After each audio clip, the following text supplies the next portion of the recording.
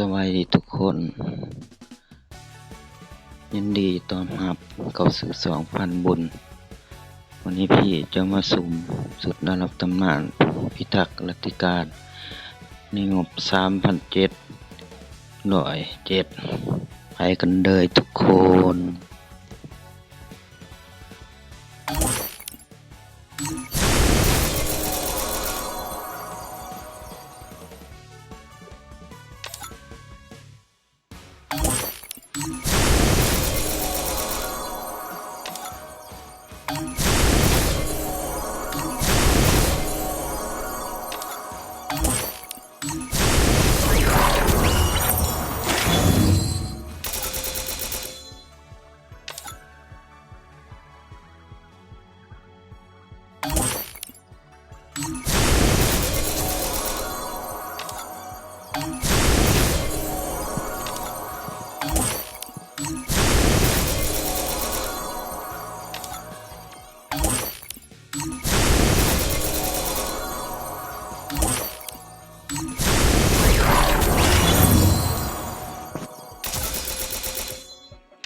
ได้โทเค็นที่3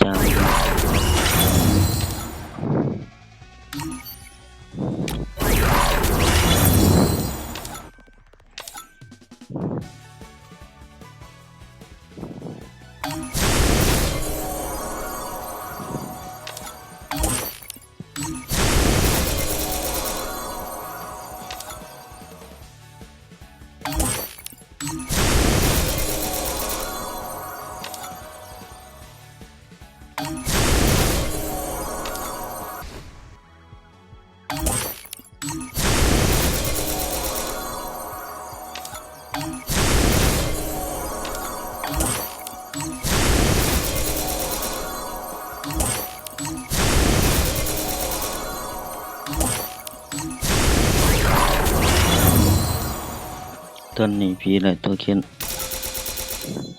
ที่4แล้ว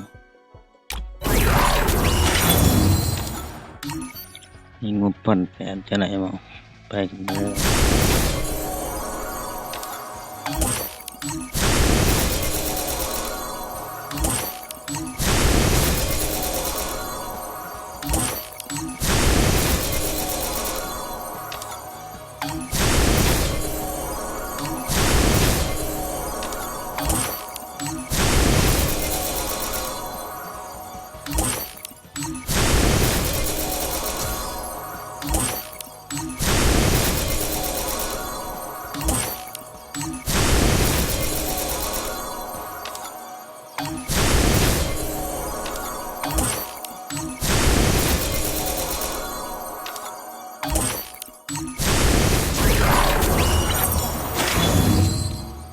ตอนนี้พี่ได้แล้วนะ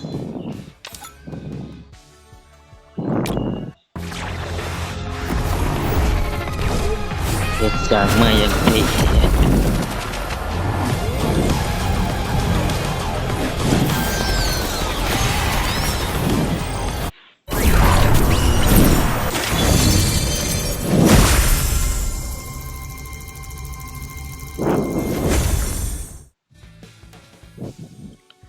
รับ